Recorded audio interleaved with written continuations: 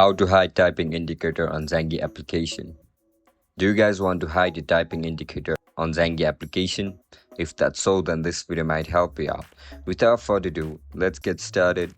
First of all, open Zangi app on your mobile device. If you don't know how to download Zangi app on your mobile device, then make sure to check out our guide on how to download it. After you open up the app, now log in into your account with your registered email and password. Once you get logged in, now click on the setting. Now tap on privacy. After you click on privacy, you will be provided with multiple options.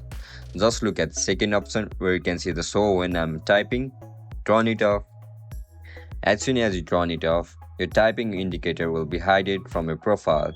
And that's it guys. That's how you're gonna hide typing indicator on Zangi application.